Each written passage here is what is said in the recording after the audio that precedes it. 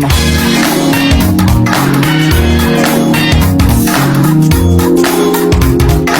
Halo Zaviers, this is podcast Bincang Alam episode 3. Oke, gak kerasa ternyata kita udah ada di episode 3 ya. Karena kalau misalnya Zaviers nonton nih dari episode pertama kan kita udah bahas tentang flora fauna. Terus juga episode 2 kita udah bahas tentang mikroorganisme. Nah, sekarang kita bakalan bahas juga tentang inovasi biologi dalam konservasi keanekaragaman hayati. Oke, nah sebelum aku lanjut nih, sebelum kayak, kita kira-kira bakal ngebahas apa aja, aku mau ngenalin diri. Halo semuanya, kenalin nama aku Ayesa dan di sini aku jadi host di episode 3 kali ini. Oke, nah tadi kan aku udah, mulai ngulik-ngulik gitu ya tentang topiknya. Jadi kalau misalnya kalian tahu dengan masa yang sekarang udah sangat canggih gitu ya, udah serba ada, udah modern, kita juga bisa menggunakan teknologi dalam menjaga keanekaragaman hayati kita. Oke, nah biar aku gak ngobrol-ngobrol sendiri dan juga biar lebih insightful, pastinya kita ada kedatangan, narasumber yang memang udah, expert gitu di bidang ini. Oke, sekarang aku mau kenalin Kang Sultan. Hai Kang Sultan. Oke, boleh Kang duduk di sini. Nah, ini dia ya narasumber di episode 3 kita kali ini yang udah expert di bidang lingkungan, ya nggak sih, Kang? Insyaallah, semoga ya. Oke, boleh dong Akang gimana kabarnya? Boleh kenalin diri juga. Cek. Oke. Ya, untuk kabar insyaallah pastinya sehat. Amin, Harus sehat. selalu sehat. Semoga teman-teman juga yang nonton di rumah ataupun dimanapun, semoga semuanya selalu dalam keadaan sehat selalu di Amin. kondisi cuaca yang lagi kayak gini ya. Iya, Tiba-tiba hujan benar. gede gitu Iya. kan. Tiba-tiba panas ya, pokoknya semoga kita selalu dalam keadaan sehat ya. dan ya Ya, semoga sehat-sehat terus ya, sehat Kang. terus pokoknya buat semuanya. Oke, nah kan, Akang ini baru lulus ya kebetulan. Iya. Nah, kira-kira, akhir-akhir ini Akang lagi sibuk apa nih? Oke, akhir-akhir ini alhamdulillah sih sebetulnya dari sebelum lulus, alhamdulillah udah dapat kesempatan kerja lah ya. Mungkin ya proyekan lah ya Iya, kasarnya. iya. Biasanya kita beberapa pernah ikut program untuk proyek pendataan lingkungan dari Bio Farma. Terus juga Volunetzing tuh Forest Apa itu? and Other Land Use Netzing. Jadi yang dimana negara secara publik itu berharap kalau simpanan karbon yang ada di hutan itu lebih besar daripada emisi yang dikeluarkan. Jadi akhirnya surplus simpanan karbon gitu. Nah, Oke. aku ikut tergabung juga di program itu. Ya, kayak gitulah. Buat sekarang sih alhamdulillahnya lagi nyantai, lagi proses laporan, ngolah data. Jadi ya makanya bisa datang ke sini. Jadi udah gak di lapangan lah. Ya. Berarti sekarang Akang udah kerja di bidang lingkungan gitu ya, Kang, berarti? Iya. Oke. Nah, kan tadi juga karena topik ini tuh kan kita ngebahas tentang keanekaragaman hayati ya, Kang. Jadi Betul, mungkin betul. Akang udah banyak pengalaman juga yang bisa Akang share nih ke Savior yang lagi pada nonton. Nah, ini kan udah ada beberapa pertanyaan juga ya, Kang. Ya. Nah, terus juga ada pertanyaan dari question box yang udah ada diisi di Instagram. Oke, sekarang langsung aja nih aku mau nanya pertanyaan yang pertama nih, Kang. Oke, menurut Kang Sultan nih, apalagi dengan pengalaman Kang Sultan yang udah banyak banget di lapangan gitu ya, gimana sih si inovasi di bidang biologi ini tuh bisa bantu menjaga melestarikan flora dan fauna kita gitu, Kang? Oke, mungkin di sini secara umumnya dulu ya, nanti Oke, detailnya boleh. di pertanyaan selanjutnya. Tentunya dengan perkembangan teknologi sekarang gitu ya, udah banyak alat-alat canggih. Terus juga belum lagi pengembangan ilmu pengetahuan juga semakin maju lah ya. Sekarang udah semakin banyak berkembang metode-metode penelitian, cara-cara pengamatan data, cara-cara pengambilan data, ngolah data juga lebih simpel. Ya pasti mendukung sekali ke upaya-upaya konservasi gitu. Mungkin ya kalau kita tarik garis masa waktu ke belakang-belakang gitu ya, atau kita lihat senior-senior kita di dosen-dosen kita gitu ya. Mereka yang udah hatam di luar kepala gitu ya, mereka yang udah tinggal terjun ke lapangan. Oh ini gini, udah ketebak dengan isi kepalanya, mungkin karena dulu dilatih memang serba manual kan. Gak ada teknologi yang mendukung untuk ngebantu pengolahan datanya untuk ngecek kondisi lingkungan. Tapi sekarang tuh bisa dengan lebih cepat gitu ya. Kita kalau terjun ke lapangan gak harus sampai berbulan-bulan, dalam waktu singkat juga bisa menghasilkan data yang diperlukan. Berarti memang, sangat berpengaruh ya Kang dengan teknologi yang super Betul, canggih tentu, ini gitu. iya. Nah Kang kalau misalnya pengalaman Akang nih kayak pernah nggak sih Kang tiba-tiba, ngerjain project yang ternyata ini tuh inovasi baru gitu Mhm. Kang, kayak gimana tuh?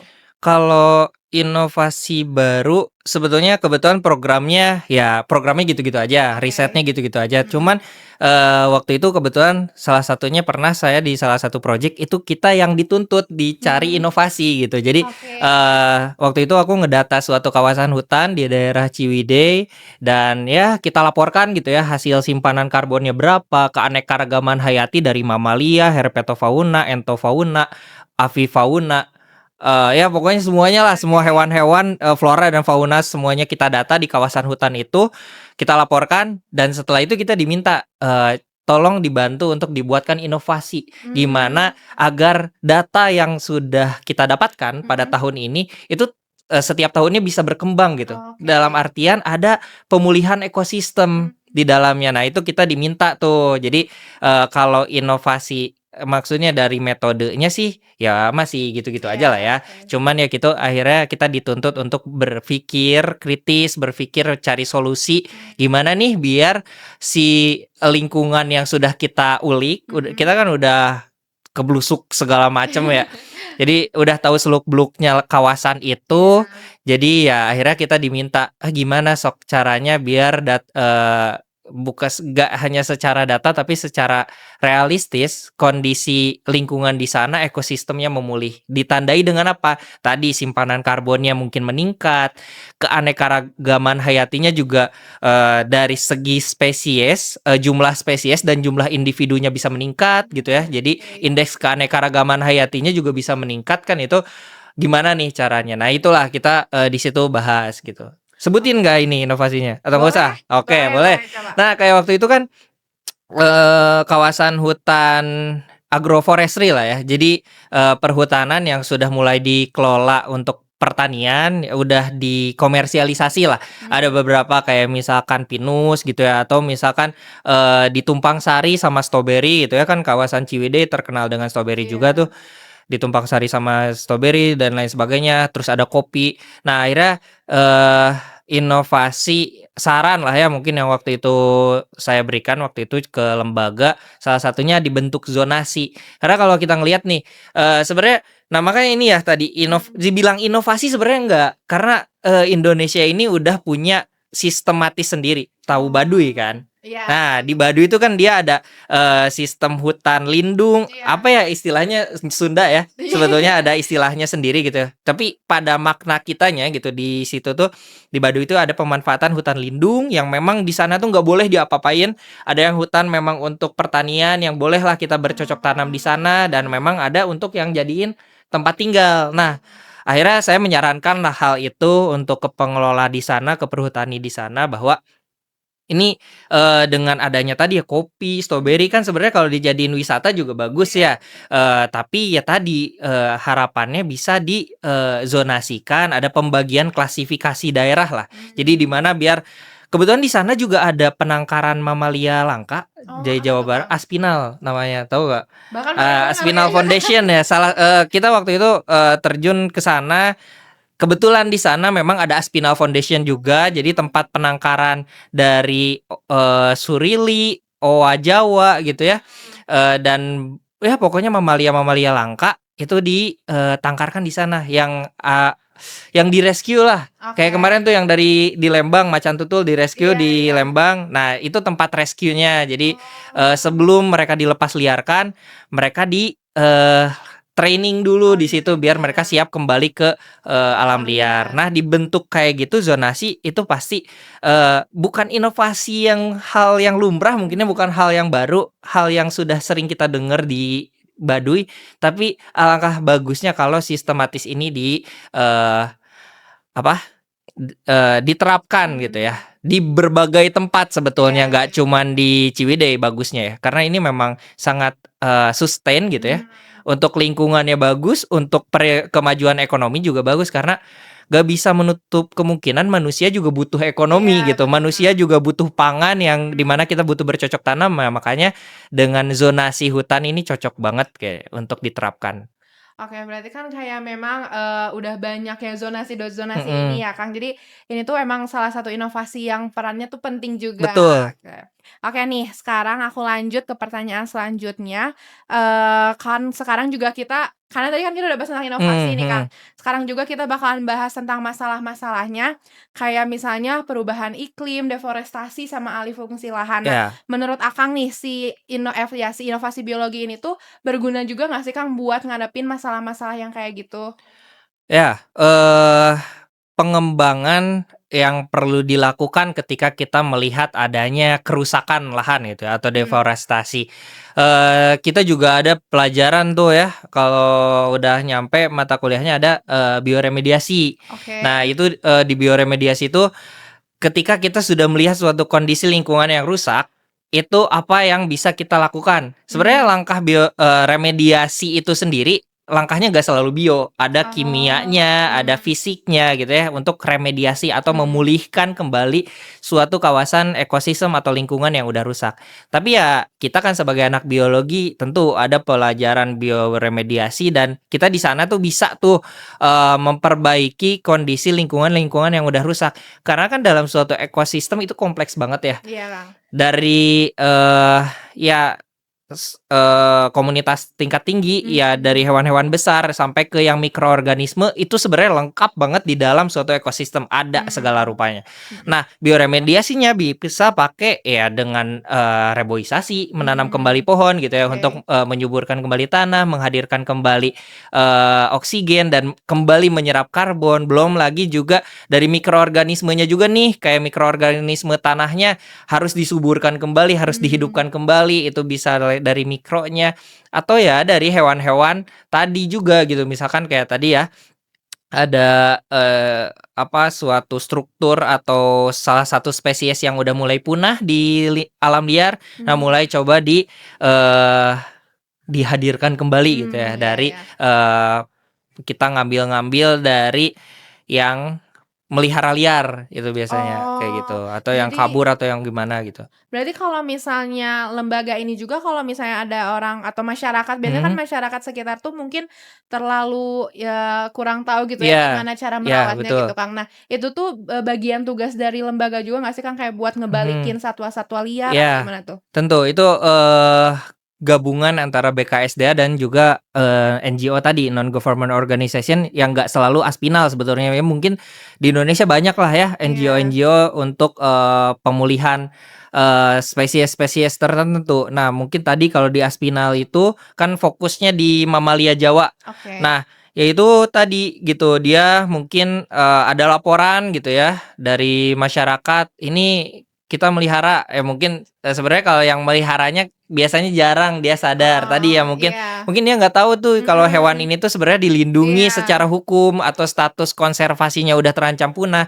Nah, ya tugas NGO inilah akhirnya setelah ada aduan dari BKSDA, itu Mmm, biasanya kan sebenarnya harusnya lewat ranah hukum ya, iya. karena kan tadi hewannya aja itu dilindungi secara hukum nasional, antara dia mau di jalur hukum, kalaupun memang di jalur hukum pun ya tetap si, pengembalian hewan ini ke alam liar Mhm. itu nggak bisa langsung. Karena Oh, tadi kalau misalkan dia hewannya udah biasa hidup dengan manusia, mmm, tergantunglah ya, jadi dia kan pasti kalau di rumah ya dikasih makan, ya dia iya diiket lah, iya nggak bisa kemana mana. Jadi iya. dia kalau buat hidup ke alam liar harus di-training lagi. Nah, lewatlah NGO itu Oh, gitu. oke. Jadi selain ngelindungin juga ternyata kayak memang nge-training lagi, Mhm, terus dia kayak juga ngasih ngebalikin gitu ada ya? kayak kelas-kelas gitu edukasi ke Oh masyarakat gitu, kayak oh, gitu. oke oke. Biasanya memang masyarakat yang kayak di sekitar si satwa liarnya gitu ya, Iya, Kang? pasti karena Oh, biasanya kan ya kalau sebenarnya kalau yang udah di kota ya, ya udah susah lah ya trekkingnya. iya. Tapi kan maksudnya kalau yang dari hutan mereka tadi ya, kalau dengan tidak zonasi hutan gitu ya, Mhm. ketika mereka merambat ke hutan, Ah, iya. bekerja di hutan, Mhm. bercocok tanam di hutan, akhirnya ternyata kita nggak tahu padahal ternyata itu jalur, Hewan, habitatnya iya. satwa. Akhirnya Mmm, satwanya merasa terganggu, masuk ke pemukiman kawasan rumah.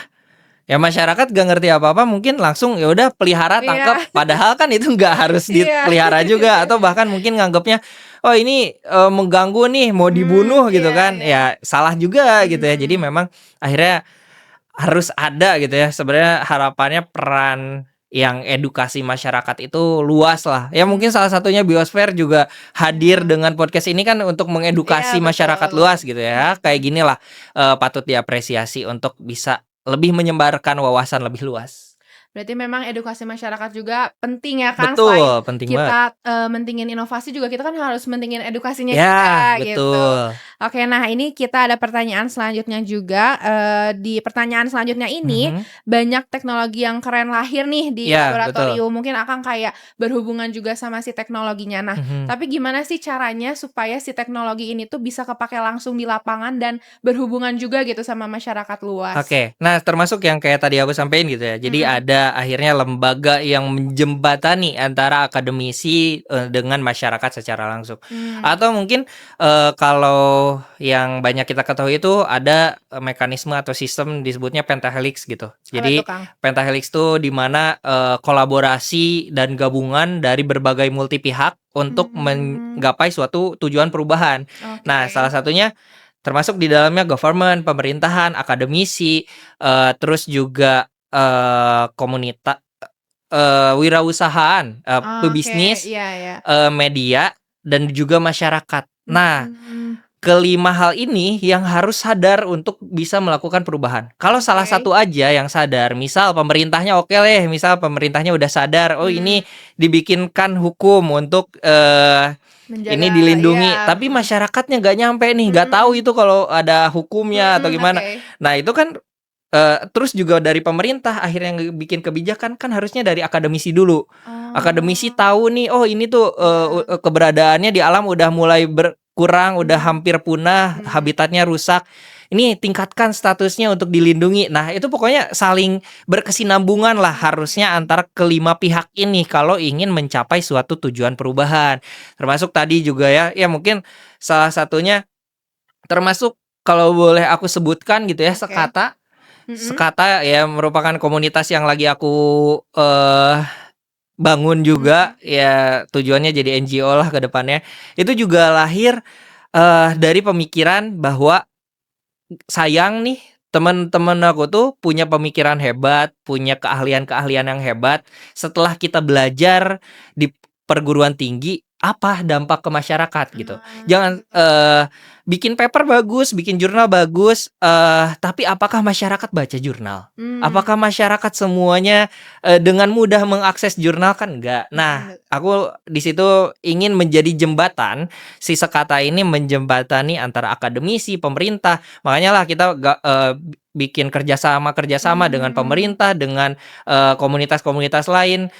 Untuk apa? Untuk edukasi, untuk ngasih kemarin kayak contoh kemarin juga, kerjasama sama biologi Unpad juga ya, karena oke. aku juga dari biologi Unpad, Iya, yang ngajak dosen lah kita, oh, buat, forum group discussion, ya tadi mhm, dengan pentahelix tadi gitu, dengan mmm, menghadirkan masyarakat, pemerintah, akademisi.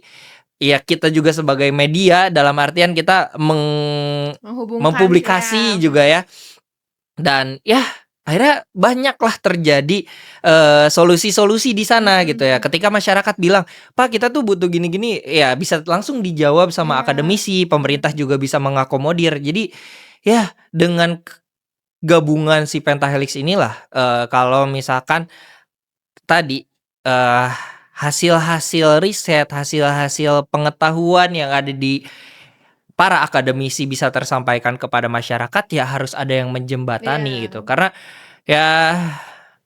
ya kita sadar dirilah dengan kondisi mhm. Indonesia yang mungkin, nilai literasinya juga tidak terlalu Iya, baik gitu ya. Jadi memang harus ada yang menjembatani gitu ya, oke, untuk melalui program-program untuk ngasih edukasi ke mhm. masyarakat secara luas, kayak gitu. Jadi karena memang kayak tadi kan akademisi, government Mhm, juga kan mhm. memang harus ada media gitu ya, Iya, Kang, yang betul. menghubungkan juga. Apalagi dengan teknologi sekarang kan Mhm, pastinya media tuh kayaknya lebih bisa diakses gitu ya, Kang, mhm. sama masyarakat Iya, sekitar gitu. Oke, nah pertanyaan selanjutnya nih, Kang, tadi kan, mungkin itu jadi juga jadi salah satu inovasi ya, Kang. Nah, iya. gimana sih cara Akang ini supaya si inovasi ini tuh nggak dalam, apa ya, jangka pendek gitu, Mhm. tapi dia juga berkelanjutan buat masa depan gitu, Kang? Ya, tentunya harus ada regenerasi. Regenerasi dalam artian, setiap generasi di antara kita itu harus mulai sadar, harus mulai paham, harus mulai terbuka Mmm, dengan kondisi ya khususnya di bidang lingkungan gitu. mhm, Nah, salah satunya nih, kalau boleh sharing di Sekata itu juga yang jadi target, dari Sekata itu kita kalau fokus ke anak-anak aja dibilang enggak, kita fokus ke orang dewasa juga enggak. Tapi nah, tadi Sekata ini hadir untuk menjadi wadah inklusi bagi seluruh mmm, kalangan, seluruh golongan. Kenapa? Karena tadi, lingkungan ini udah bukan jadi tanggung jawab beberapa kalangan, iya, bukan jadi tanggung jawab masyarakat aja, bukan jadi tanggung jawab pemerintah aja atau akademisi aja, atau mmm, para wirausahaan, ya kayak mhm, pemilik tambang, mhm, ya gitulah ya. iya, Nggak cuman tanggung jawab dari salah satu pihak. Tapi tadi balik lagi, ini semua tanggung jawab multi pihak karena lingkungan hidup itu tempat kita hidup mhm, semua gitu. Gak mandang kamu usianya berapa, Kak, gak mandang status sosial kamu apa, kamu tuh hidup di lingkungan hidup. Jadi, eee, akhirnya menurut aku ya yang pasti kalau ingin, suatu perubahan itu berkelanjutan atau ya pelestarian itu berkelanjutan harus inklusif gitu. mmm, Kalau misal kayak tadi juga misalnya Sekata waktu itu juga kita ngadain program dalam satu hari, kita nargetin ke seluruh kalangan tadi gitu ya, mhm, anak-anak, remaja, dan warga. mmm, Kenapa ya? Karena tadi kalau kita ngedukasi anak-anaknya aja kalau orang tuanya nggak paham, kalau orang tuanya nggak sadar untuk, mhm, menanamkan hal itu terhadap anaknya, kan nggak akan terjadi perubahan iya, juga di nggak akan rumah ya maksimal ya, iya, Kang, karena, ya pendidikan pertama kali adanya di rumah kan. betul, Tingkah laku anak itu gimana orang tuanya mhm, gak buang sampah sembarangan, orang tuanya gak melihara hewan yang dilindungi atau mhm, memang, eee, ya melihara hewan yang sewajarnya aja, ya itu akan bagus jadi juga, karakter juga ke iya, anaknya. Kalau misalkan orang tuanya kebiasaan memburu ya anaknya juga pengen jadi iya, pemburu gitu bener karena banget, ngelihat orang tuanya pun pemburu gitu. Jadi ya tadi kita ngedukasi gak cuman ke anak-anaknya, ke yang dewasa juga keluarga kita sampaikan gitu ya. mhm, Kita, meskipun ya kita lebih muda ya, makanya tadi kita ajaklah pemerintahnya, mhm, kita ajaklah iya, dari dosen biar lebih ngena lah sama iya, mereka gitu. Kalau sama kita mah, "Apa sih anak KKN?" Gitu. Padahal kan ya kita juga iya, ada hal yang ingin kita iya, sampaikan gitu. mhm, Makanya ya tadi kita juga harus bawa pihak-pihak yang lebih punya powerful gitu ya. Termasuk juga tadi ke remajanya juga biar mereka juga, ya kita kan remaja nih, iya, dengan adanya kita yang paham mau merubah, mau bergerak, kan ada nih dampak. Nah, mhm, semakin kita ngajak remaja-remaja lainnya untuk lebih sadar, untuk mau ikut bergerak, ya harapannya dampaknya akan semakin luas. Sekali mmm, kita ngajarin, sekali kita ada program, dampaknya nggak seberapa sebetulnya ya. Kayak misal kemarin kita ya seratusan orang lah, misal yang hadir di program kita. Ya, itu cuma segelintir orang, cuma satu daerah. mmm, Ya, gimana kalau kita pengen merubah, membangun perubahan yang lebih besar, mhm, ya tarik para pemudanya, bikin mereka sadar, bikin mereka paham, bikin mereka tergerak. Ya, setelah mereka tergerak, ini harapannya jadi rantai-rantai jadi iya, berkelanjutan iya, selanjutnya gitu. heeh, Setelah mereka tergerak, kita ajarinlah 20 anak remaja.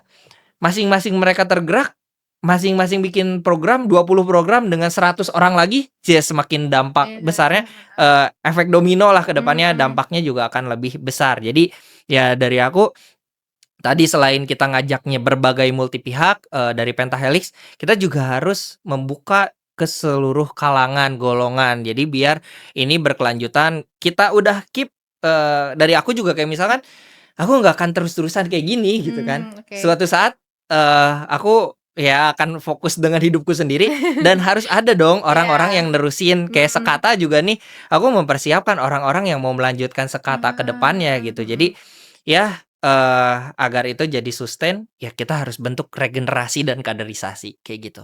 Jadi memang dalam hal soal ini tuh kayak kita harus FOMO malah ya, Kang, ya. Iya betul, nggak Jadi apa-apa kayak FOMO iya. FOMO untuk kebaikan nggak apa-apa. Iya, apalagi kan ini buat nyelamatin lingkungan kita sendiri, Betul lingkungan betul. yang kita tinggal, lingkungan yang bahkan nanti tuh jadi apa ya, jadi sumber, Mhm, mata pencaharian kita juga gitu iya ya, Kang, betul. oke. Nah ini nih, harapan ke depannya ya, Kang, dan terakhir ini tuh kayak apa ya, pesan mungkin dari Akang apalagi kan Akang udah menjalankan program-program yang berhubungan juga. Mhm. Nah, dengan banyak pengalaman ini menurut Akang apa pesan atau tips yang, bisa Akang sampein gitu buat anak muda, buat, Saviors yang lagi nonton Mhm. ini untuk, ikut kontribusi gitu dalam menjaga Oke. keanekaragaman hayati? Oke, pertama tadi betul harus FOMO ya. Jadi harus FOMO sama yang namanya kebaikan gitu ya. Mhm. Apalagi di bidang lingkungan sekarang kan, eee, ya banyaklah ya isu kayak atau konten-konten yang tentang lingkungan kayak sekarang Iya. contohlah Pandawara. Kan Iya. ada tuh yang ngikutin ya yang Iya. bersih-bersih sungai. Sungai. Ih, FOMO ngikutin Pandawara, ya gak apa-apa. Iya. Daripada FOMO-nya orang buang sampah ke sungai, ikutan buang sampah ke sungai, ya jangan gitu. Justru jadilah FOMO gitu. Apalagi Gen Z kan orangnya FOMO-an gitu Iya. ya. Jadilah FOMO berdampak gitu ya. FOMO Mhm. dalam melakukan kebaikan. Ya kayak yang aku lakukan juga sekata FOMO nih orang-orang pada punya komunitas gitu ya. Mhm. Dan aku justru tadi yang ngelihatnya memang di bidang keanekaragaman hayati ini masih minim gitu ya. Mmm. Harapannya nanti banyak orang-orang yang FOMO untuk keanekaragaman hayati gitu ya. Karena tadi ya kalau yang clean up gitu-gitu kan udah lumayan banyak Iya. nih. Ada Pandawara juga yang Mhm. besar namanya. Ya aku harapannya nanti Sekata juga bisa jadi nama yang besar. Tapi bukan besar untuk Sekata, tapi besar untuk membawa orang-orang juga soklah bikin gitu ya, Oke. yang kayak gini Iya juga gitu. iya. Biar dampaknya makin banyak, biar manfaatnya semakin terasa gitu. Karena Mhm. ya perubahan kalau dilakukan hanya segelintir orang mah ya udah gitu. Mmm. Aku sendiri misalnya sekarang bawa tumbler, kita menghindari sampah. Tapi kalau cuman aku doang, kalau orang di sekitar aku masih buang sampah, ya udah sampah tetap aja bakal banyak gitu. Jadi ya pertama jadilah FOMO, kedua tadi dari FOMO itu mungkin ya sebenarnya intinya FOMO sih. Iya. Nah dari FOMO ini turunannya banyak mungkin ya tadi kayak misalkan, eee, kayak kita juga isu-isu politik lah ya atau Mhm. geopolitik kayak Palestina atau segala macam kan itu banyak yang FOMO nih Mhm. dibilangnya ya FOMO Mhm. katanya. FOMO boykot, produk yang terafiliasi Israel. Nah FOMO juga dong untuk Iya. memboikot, produk-produk yang terafiliasi atau jelas-jelas dia merusak lingkungan. Iya Nah, iya. itulah boleh gitu ya. Atau juga, ya perbanyak literasi tentunya, karena tadi juga kita tahu perusahaan itu pencemar lingkungan atau enggak dengan mencari tahu kan, Iya betul. dengan literasi, dengan Mhm. mencari informasi, membaca. Ya, jadi intinya jadilah orang yang FOMO untuk berbuat kebaikan gitu. Oke, Gitu. jadi memang, apalagi untuk Gen Z ya, Kang, Mhm. kayak solusi yang bener-bener paling ampuh tuh FOMO. Iya, betul betul. Oke. Nah, sekarang kita masuk ke session kedua nih, Kang. Boleh. Kan, Instagram kita juga udah banyak yang Mhm, isi question box, boleh. dan ini juga berhubungan juga sama lingkungan. Oke, nah ini ada pertanyaan pertama. Katanya, padahal kan udah ada aturan kok kasus Mhm. perdagangan satwa liar kayak yang 94 spesimen satwa dilindungi itu mau dikirim ke AS masih ada kejadiannya gitu kan. Ya. Nah, kenapa sih gitu susah diberantas hal-hal gitu tuh? Tadi, aku tuh ngelihat di Indonesia tuh hubungan pentahelixnya tuh belum terlalu kuat. Pertama, ya regulasinya pun masih banyak pasal karet lah ya. Jadi yang, eee, nggak hanya pasal karet sebenarnya hukumnya pun karet kadang ya. Mhm, iya. Jadi tumpul ke atas, tajam ke bawah, ya mungkin kalau orang-orangnya berada, ya pastilah orang-orang yang kayak gitu tuh orang-orang yang udah financial freedom gitu, yang Iya. mau ngeluarin biaya besar hanya untuk satwa dan ya padahal mah buat apa gitu. Iya. Yang padahal tadi gitu, si keberadaan satwa bahkan jangankan yang memang udah jelas-jelas eksotis lah ya, bahkan kan makanya jadi ada umbrella spesies tuh, jadi Iya. spesies yang memang eksotis yang atau yang dia jadi perhatian manusia yang akhirnya dengan kita mengkonservasi satwa tersebut, Mhm. secara tidak langsung kita bisa meng-cover atau memayungi spesies-spesies di bawahnya. Karena dalam suatu ekosistem segala halnya itu punya peranan gitu. Kayak Mhm. tadi lah misal mikroba gitu ya, mikroorganisme untuk menyuburkan tanah, untuk menggemburkan tanah, jamur untuk mendegradasi, ya untuk menguraikan Mmm. dari, limbah-limbah organik yang ada di alam. Itu semuanya saling ya makanya ada Berhubungan ya? iya makanya ada kan, siklus makanan, jaring makanan Iya. kayak gitu kan ya emang mereka semua tuh saling berhubungan. Iya. Kacau aja satu, ya kacau semuanya. Iya. Dengan habitatnya rusak misalkan atau misalkan, eee karnivornya atau predatornya hilang, ya pasti akan ada lonjakan dari spesies di bawahnya, atau spesies di bawahnya hilang, ya otomatis karnivor atau predatornya juga mereka kekurangan Iya, sumber sumber makanan, makanya makanan. dia turun ke bawah gitu ya, ke Mhm, pemukiman warga, manusia, satwa buasnya, ya karena terganggu gitu mmm. kan, sumber makanan mereka di alamnya. Ya janganlah. Tapi ya memang akhirnya kenapa itu terus terjadi tadi sih, intinya mungkin dari pentahelixnya yang belum terlalu saling Saling iya, mengikat satu sama lain, masyarakatnya gak aware, dianya mau mhm, memburu untuk menjual, dari pihak sananya menutup-nutupi iya, gitu kan, sampai adanya perdagangan liar mhm, satwa. Ya makanya dijagalah, ya ini donasi ini jangan lupa, ini juga kan untuk menjaga salah satu spesies yang mungkin mhm, kenapa, kalau orang mungkin nggak ngeh gitu ya, kenapa harus nyelamatin konservasi anggrek hitam? iya, Ya karena tadi iya, siklusnya tuh luas lah gitu ya. Jadi yang kita selamatkan ini mungkin jadi umbrella spesies, ketika kita menyelamatkan satu spesies secara tidak langsung, kita harus menyelamatkan juga habitatnya. mhm, Dalam artian juga siklusnya juga harus kita iya. jaga. Jadi bahkan banyak spesies-spesies yang akan terjaga gitu. Wow, ini jujur insightful banget ya, Kak. Aku jadi kayak baru tahu jadi ada umbrella species, jadi Hmm, kayak semuanya memang, saling berhubungan, tapi iya, kayak ya pasti juga harus ada kesadaran ya, Kang, betul dari kita betul. sendiri gitu. Oke, nah ini yang pertanyaan kedua katanya tuh dari kasus itu kan kita bisa lihat hewan yang dijual tuh macem-macem banget ya, Iya, Kang, jadi betul. kayak banyak jenis, banyak spesiesnya Mhm, gitu.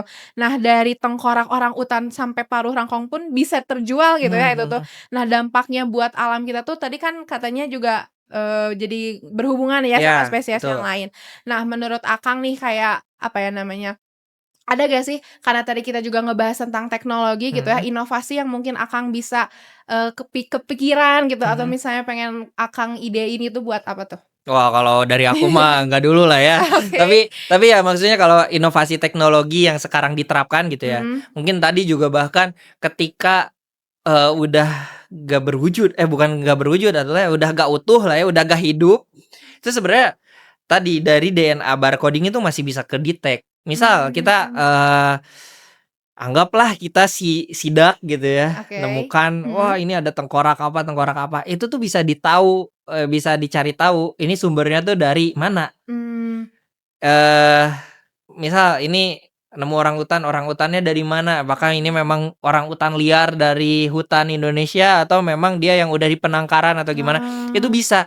Bahkan oh, termasuk ya kayak kemarin lah isu yang lagi rame, macan mhm, tutul kabur. mhm, Itu tuh bisa loh di-tracking dari DNA, atau oh, juga aku pernah tuh kemarin masang kamera trap apa tuh, di Kang? salah satu gunung. Kamera trap tuh kamera jebak gitu ya. Mhm. Jadi ya itu untuk, ngehitung, ngedata gitu ya, keberadaan satwa yang mungkin kita susah lah buat ngamatnya. Ya itu macan tutul Ah, tadi ya, si Panthera pardus, itu aku ikut timnya untuk pemasangan kamera trap dan kita mmm, jelajah di hutan nyari apa coba? nyari apa tuh, Kang? Nyari kotoran. Buat apa tuh, Kang, Nah, karena kotorannya? kotorannya bisa dicek DNA gitu. Karena, Oh, kalau misalkan gini, yang seringnya aku lakukan itu kan mhm, misal ya ngedata keanekaragaman hayati tadi kayak misalkan mamalia, avifauna, ya segala macam fauna lah ya, mhm, hewan-hewanan, itu masih sebatas pengamatan. Kayak kalian lah kalau lagi praktikum ekter gitu ya, oke, ada pengamatan mamalia, pengamatan burung dan lain mhm, sebagainya. Ya udah kalian ngamat kan, ngelihat, oh ada, cinenen pisang, hitung satu, ya udah. oke. Ketika dia terbang, balik lagi, kalian ngamat lagi, apakah itu masih individu yang sama atau Ah, tidak gitu kan. oke, Nah, mhm, kita tuh bisa ngedata secara akurat lewat DNA barcoding. Tadi oh, misalnya dengan macan tutul juga misalkan, kita kan pengen tahu nih macan tutul kan udah terancam punah, mmm, harimau Jawa kan udah dinyatakan punah, meskipun ya mmm, harapannya semoga masih ada ya di iya, alam sana, ya tapi memang secara iya, status sudah dinyatakan punah dan mhm, untuk, predator puncak terakhir di Pulau Jawa ya tersisa Panthera pardus gitu, macan tutul. oh, Nah, untuk mengetahui secara detail, karena mhm, tadi ya kalau Panthera pardus dia udah agak beda lah mmm, spesiesnya. Gak cuman sebatas di kamera trap, oh ada satu, ya mungkin pas besok ketangkep lagi fotonya masih itu-itu aja Oh. kan. Ya berarti Iya. bisa jadi kesalahan data dong dalam konservasi. Misalkan ternyata karena dia mondar-mandir kamera 100 hari ketangkep fotonya ada 100 foto, ya udah kita anggap ada 100 individu, kan nggak bisa gitu. Kalau gitu jadi dianggap, oh ya udah Panthera pardus nggak punah kok masih banyak, Nggak kan nggak jadi bisa. punah ya. Nah itu makanya sekarang dengan adanya perkembangan teknologi gitu ya, dengan kita bisa DNA barcoding, sebenarnya nggak selalu harus dari DNA. Bahkan tadi ya kalau di Panthera pardus tuh coraknya itu Oh. udah jadi identitas. Kayak kita lah manusia tuh ya Masya Jadi Allah ya, iya. Subhanallah, Masya Allah, Tuhan kita menciptakan segala rupa dengan sesempurna itu Iya. makhluk-makhluknya. Bahkan setiap makhluknya itu punya ciri khas yang tidak bisa disamakan dengan makhluk lain. Di manusia mungkin ada sidik jari, dan tadi di macan tutul juga pola-polanya itu ternyata nggak sama. Oh. Titik-titiknya itu nggak akan sama antara setiap individu satu dan lainnya. Nah makanya dengan tadi ada kamera trap sekarang ya. Dengan kamera trap itu kita bisa foto, dan itu fotonya bener-bener jernih, bener-bener ya pokoknya itu sampai kita bisa data. Ibaratnya sidik jarinya si macan tutul tuh apakah ini individu yang sama atau enggak, dan akhirnya masuklah ke database gitu ya. Misal anggaplah dikasih nama si macan tutul ini Abdul gitu ya. Yang ini Siti, ya udah ketika muncul lagi tuh si Abdul masuk kamera lagi, oh ini masih Abdul gitu. Oh, Jadi sampai bisa iya, kenal gitu iya, ya, Kak? jadi ya gak akan double counting lah, jadi nggak akan kehitung double. Jadi itu terus juga dari DNA juga, misalkan ketika kita nemu kotoran, misalkan nemu kotoran macan tutulnya, itu bisa di DNA barcoding baru tuh dicek gitu, ini DNA-nya apa, dan nanti akan disesuaikan juga dengan corak yang tadi si Abdul, misalkan apakah ini memang DNA-nya si Abdul atau enggak gitu ya. Kalau ternyata DNA-nya bukan Abdul, bukan Siti, oh ya udah berarti ada Jamal gitu. Ada spesies Iya, baru lagi. ada individu baru lagi berarti. Nah, itulah akhirnya bisa dengan kemajuan teknologi sekarang itu bisa ngedata spesies dengan akurat, kayak gitu. Wow, ini juga jujur aku baru ngedengar sih, Kak, kayak sampai ke kotorannya pun bisa gitu. Iya. Tapi kalau misalnya itu kan berarti secara nggak langsung ya, Kang, tapi kayak pernah nggak sih Akang secara langsung yang kayak ketemu langsung sama hewannya atau kayak cuman di tracking-tracking doang gitu? Apa macan tutul? Iya, Alhamdulillah enggak. jadi bahaya ya. Kalau ketemu juga ngeri. Lagi juga mereka nih ya, macan tutul nih, seandainya ternyata kita tuh deketan kemarin, Mmm. mereka juga gak akan mau nunjukin diri gitu. Oh. Mereka lebih pinter, mereka lebih cerdas daripada kita. Mereka juga ngelihat kita sebagai, mungkin mereka nganggap kita tuh predator juga. Jadi mereka takut. Jadi mereka iya.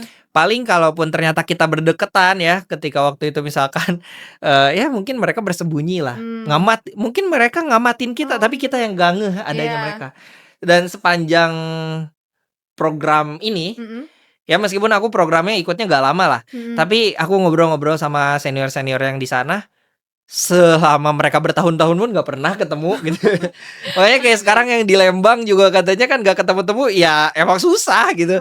Jadi ya semoga juga yang di Lembang memang udah pulang. Ya pasti mereka juga punya insting liarnya ya, pasti pulangnya ya ya paling ke Tangkuban Perahu kan, makanya dilaporkan juga kayaknya udah masuk ke Gunung Tangkuban Perahu, ya mending jangan diganggu gugat kan, biarin juga itu rumahnya. Kan nggak mungkin juga baliknya ke rumah Padang. Jauh ya. Kita rendang gitu. Kan nggak mungkin. Ini spesial Kakak tuh, Kak. Coba kita Homo sapien gitu ya. Ya pasti mereka kan ada naluri liarnya untuk pulang kembali gitu. Berarti kan kayaknya kalau misalnya, suatu spesies yang bukan mengganggu kali ya, kan kayak tiba-tiba masuk ke kawasan kita pun itu ada sebabnya ya, Iya, Kak? Kayak tadi nggak tiba-tiba secara kayak misalkan habitatnya rusak gitu ya, atau misalkan kalau yang predator mah nggak ada makanan lagi di sana gitu ya, makanya ke bawah nyari makanan gitu. Kan di bawah ada yang beternak domba, sapi, kambing, ayam segala macam, ya jadi makanan mereka kan. Kalau Iya, ternyata di atasnya rusa, babi, tupai udah nggak ada karena terganggu dari pepohonannya yang direboisasi, yang penebangan liar, ya kan jadi ngaruh. Makanya efek domino lah pokoknya, jangan macem-macem lah sama alam gitu ya. Alam tuh punya power yang gede banget gitu. Setuju setuju. Oke, nah ini, pertanyaan selanjutnya nih, Kang. Biasanya kalau ada kasus besar gitu ya, kayak tadi macan tutul tiba-tiba, turun gitu ya dari gunung, biasanya tuh ada kayak kerjasama nggak sih, Kang, dari peneliti, polisi, sama lembaga pemerintah yang, misalnya harus ngapain gitu, Mhm solusinya tuh mhm. harus ngapain gitu? Ada pasti, makanya ini kan mumpung karena kasusnya ada sebenarnya lihat ajalah beritanya kasarnya ya. Ya tapi kan Oke. kalau kita ngelihat juga kemarin dari BKSDA turun tangan, Perhutani, terus juga mungkin nggak tahu ya lembaga NGO-nya dari apa yang untuk, ya mungkin Lembang Zoo-nya kayaknya ya, Oke. terus juga kepolisian juga pasti turut mengamankan masyarakat gitu ya, Mhm. ngasih himbauan bahwa, apa sih kemarin tuh, untuk memagar lebih kuat hewan-hewan ternak, terus jangan keluar, apa ya, kalau nggak salah jangan keluar malam, jangan keluar sendirian, jangan ya Mmm, pokoknya untuk iya. antisipasi-antisipasi lah itu mungkin pihak kepolisian bisa memberikan himbauan kepada masyarakat dan dari pihak BKSDH, Perhutani dan juga pihak terkait Mhm. yang bertanggung jawab atas, satwa tersebut juga mereka cari secara Mmm. langsung gitu ya, mungkin dari perhutani bisa ngasih pemetaan, pendataan gimana kondisi, Mmm. topografi geografis hutannya gimana di kawasan tersebut, terus juga misalkan ya dari BKSDA atau dari yang pawang macan tutul lah ya bisa dibilang, Mhm. yang tahu, gimana pola, hidupnya atau arah jalannya kira-kira dia bakal Iya. kemana ya itu pasti kolaborasi pasti. Berarti, setiap, apa ya, kayak setiap lembaga atau setiap yang ikut terlibat pun ada porsinya masing-masing Betul, ya, Kang, termasuk masyarakat peran-perannya. juga kan kalau Mhm. seandainya ternyata lewat rumah, ya bisa melaporkan kan, Iya, itu kalau nggak oke. salah ada nomor aduan juga jika menemukan gitu Oh. ya, jika melihat bisa dilaporkan. Jadi seenggaknya Mhm. selain dari pihak-pihak mereka yang coba tracking, ya kalau ada aduan laporan, "Oh kemarin lewat sini nih," ah, ya udah berarti Mmm. ada tambahan apa ya, ya bisa ke-tracking lagi lah, "Oh ini bisa dicari jalur sini," atau gimana kayak gitu. Oh, oke. Nah, tadi kan Akang juga sempat mention, ada masyarakat lagi gitu Iya, ya, Kang. Nah, kita nih sebagai pendengar podcast ini gitu, mhm. gimana sih caranya supaya kita tuh nggak ikut-ikutan, kasus-kasus kayak kemarin gitu, kayak hal simple aja yang bisa kita lakuin mungkin dari, lingkungan kita yang dekat dulu. Nah, itu gimana, Mhm. Kang? Ya, FOMO. Betul, Oh, apa ya? karena emang harus FOMO, pertama kita harus ada keinginan gitu, Mhm. keinginan untuk akhirnya ya nggak mau ketinggalan Iya, informasi, bener. ya kita akhirnya literasi, cari Mhm. info. Dan ketika udah kita banyak-banyak literasi, akan banyak hal yang, bisa berdampak dalam perubahan hidup kita. Misal ketika kita udah literasi, cari tahu, oh ini satwa ini dilindungi, terus ternyata diketahuilah yang menyebabkan salah satu satwa itu jadi terancam punah, itu karena eksploitasi. Misalkan dijadikan skincare contoh. Mmm. Nah, ya itu kita harus udah mulai sadar tuh, harus udah mulai aware, oh skincare ini tuh sampai mengorbankan satwa loh, Mhm. sampai dia bisa terancam punah. Nah, Mhm. cari tahu deh, literasi, Info-infonya, iya, iya. skincare apa itu, terus Mhm. apa ya, dengan cara itu ya tadi akhirnya FOMO, boykot juga Iya, misalkan ya, kita betul. bisa mengurangi Iya. ya kenapa akhirnya itu diproduksi, kenapa akhirnya itu terus-terusan eksploitasi satwanya, ya karena ada keinginan, ada Mhm. pasarnya, ada yang Iya. pengen. Ya kalau misalkan pasarnya nggak butuh, ngapain juga diproduksi kan. Ya Mhm. kayak sekarang, contoh lah plastik, dulunya kan, diciptakan sebagai solusi, ya sekarang kebutuhan plastik meningkat, ya udah produksi plastik juga gak akan berhenti Iya, terus-terusan. Ya betul. makanya kita juga sebagai konsumen, sebagai user, ya kita harus bisa jadi user yang cerdas lah gitu. Kita cari tahu mana yang wise-nya, mana yang bijaknya, langkah terbaiknya apa yang harus kita lakukan, taunya dari mana? Dari literasi dan dari FOMO. Betul, Ya, setuju. Jadi memang kalau dari FOMO tuh kita dengan scroll handphone di rumah juga iya, udah ngaruh ya, Kang, heeh. sebenarnya? Makanya follow-lah akun-akun Oke. yang, eee, mendukung gitu ya untuk kalian bisa ikut FOMO. Contohnya Iya, Biosfer, terus sama kita Sekata gitu ya, Simbio Unpad, BMF MIPA Unpad lah, apalah pokoknya dan berbagai akun sosial media lainnya yang mhm, itu bisa memberikan insight bagi kalian. Oh, betul. termasuk bahkan ketika kalian nemu konten yang itu dirasa melenceng Mhm, dari lingkungan, mhm, ya hindari. mmm, Ya udah tahu misalkan akun itu suka ngerusak, lingkungan, kalian follow, ya berarti kalian mendukung dong iya perusakan betul. lingkungan atau misalkan, akun itu eksploitasi hewan, dia apa sih, mainin hewan satwa yang dilindungi dan kalian follow, kalian subscribe, kalian like, comment, and share, ya itu kan jadinya mendukung ya. Oh dia jadi seneng. Oh orang tuh suka loh. Iya. Engagementnya gede nih kalau kita bawa satwa liar. Ya udah, gue mau bawa satwa aja. Jadi konten, jadi duit juga buat dia. Ya jangan. Ya gitu. padahal kan itu bukan hal yang malah dibolehin gitu Ya. kan, justru itu jadinya nggak boleh. Tapi dengan kita yang meminimalisir, misalnya kita jadi membatasi konten-konten kayak gitu ya Kang, pastinya juga orang-orang yang jahat lah ya ini Ya. namanya, dia juga pasti bakalan lebih apa ya, lebih aware juga karena kan kita ngerasanya ini nggak benar, pasti Ya. orang juga bakal iya nggak benar juga gitu. Jadi emang FOMO tuh jadi ada efek domino juga ya Betul. Dan jangan lupa tadi FOMO-nya harus disertai dengan literasi. Biar betul. setiap apapun harus dicek dulu lah faktanya seperti apa. Jangan juga FOMO-nya asal lihat FOMO gitu, ngeliat ini FOMO pastiin dulu bener apa enggak gitu. Jangan nanti asal tiba-tiba boykot ternyata enggak gitu kan ya. Ternyata Ya pokoknya salah. harus wise lah ya, harus Oke. bijak gitu dalam setiap langkah dan tindakan dalam perucapan segala macam. Oke, nah itu kan pertanyaan-pertanyaan yang tadi ditanyain sama Savior nih Kang. Nah sebelum kita ke penutupan, mungkin Akang mau ada pesan lagi nih yang mau Akang sampein buat Saviors yang lagi pada nonton, gimana sih caranya supaya kita tuh lebih bijak dalam penggunaan teknologi gitu? Oke. Buat Saviors yang ada di sana, gimana? Sekarang udah sesi ketiga ya? Iya. Udah terakhir. Iya betul. Nah, udah dengerin tuh podcast 1, podcast 2, sekarang podcast 3 udah Iya. dengerin dari awal sampai akhir. Apa yang mau dilakuin? Aku sih ya silahkan pikirkan lah ya. Dalam artian kalau tadi lah untuk tipsnya udah kan. Nah, sebenarnya akhirnya yang punya kebijakan untuk diri kalian sendiri kan ya kalian juga gitu. Masing-masing ya. Aku mah gak maksain di sini gitu ya. Aku sharing, bukan berarti aku juga yang paling jago ya di sini. Enggak lah disebut ahli lingkungan mah enggak. Amin gitu ya, semoga ya ke depannya. Tapi Bu untuk saat ini belum. Tapi ya dengan apa yang sudah kita obrolin sekarang dengan podcaster sebelumnya juga, semoga bisa menggugah hati, ya. Bisa Gerak menggerakkan ya hati, tergerak, bisa terbuka mata, telinga, pikiran, hatinya bisa tersadarkan dan akhirnya setelah sadar bergerak.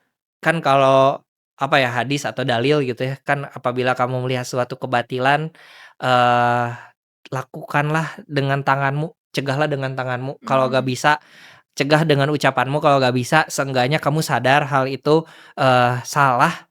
Tapi itu adalah selemah-lemahnya iman. Jadi kalau bisa bertindaklah gitu. Nah mungkin kita nih dari Biosfer udah gerak, aku juga Sekata udah gerak. Makanya harapannya ada banyak lagi pemuda-pemuda yang mau bergerak. Betul. Savior semuanya, ayo jangan cuman aku, kamu, kita, tapi ayo semua. Betul. Kita gerakan segalanya, segala kekuatan, tenaga, usaha, pikiran, material, segala macam lah pokoknya. Betul. Kita kerahkan untuk menjaga lingkungan kita. Karena bukan apa-apa. Mau hidup enak ya lingkungannya juga harus enak gitu. Betul. Jangan mikirin duitnya aja lah gitu. Pikirinlah dampak ekosistem secara nyata, secara real di lapangan. Jangan sampai merasa gua mah ini di AC enak. Ya kan lu doang yang di AC. Orang-orang di sana jangankan ya kitanya juga kalau keluar AC panas di luar. Iya. Dengan cuaca yang tidak menentu sakit gitu kan. Ya makanya ayo kita jaga semuanya. Yuk. Bangun. Beneran jadi pada FOMO ya. Iya gitu, ayo kebaikan. geraklah semuanya gitu. Jadi ya pokoknya Kesadaran diri masing-masing betul. ya, betul. Oke, nah kebetulan juga ini udah jadi closing-an nih Kang. Nah kan kita juga jadi banyak banyak pemahaman baru, banyak insightful juga gitu dari episode kali ini. Dan sebenarnya juga episode pertama kan tadi kita bahas flora fauna, Betul. episode 2 kita bahas mikroorganisme, dan episode 3 ini tuh kita bahas tentang keanekaragaman hayati. Dan itu semua tuh aspek yang berkesinambungan ya Kang Ya. jadinya. Nah, jadi memang, pasti dari Akang, dari narasumber-narasumber lain, dari kita juga pastinya juga, apa ya, berharap ada, apa ya namanya, perubahan baru, perubahan yang lebih Ya, baik gitu ya untuk lingkungan dan pastinya untuk, makhluk hidup yang tinggal di bumi selain kita ya Kang, betul. selain manusia gitu. Mhm, Oke, nah, makasih banyak nih buat Kang Sultan yang udah, makasih. sharing pengalaman-pengalamannya, udah sharing tentang pemahamannya, sampai udah banyak istilah nih kebetulan yang baru aku tahu dari Kang Sultan. Dan itu jujur, bener-bener buat aku terkesima ya, kayak, wah ternyata memang gini gitu ya Heeh, di lapangan yang adanya iya, tuh. Nah jadinya juga ini, semoga juga buat bisa inspirasi gitu ya Kang, mhm, buat orang-orang yang lagi nonton di rumah, lagi di mana pun itu. Oke, nah jadi juga kita juga jangan lupa untuk terus jaga lingkungan di sekitar betul. kita sekecil apapun langkahnya. Nah, sekian mungkin ya episode dari kita, see you di segmen berikutnya. Bye.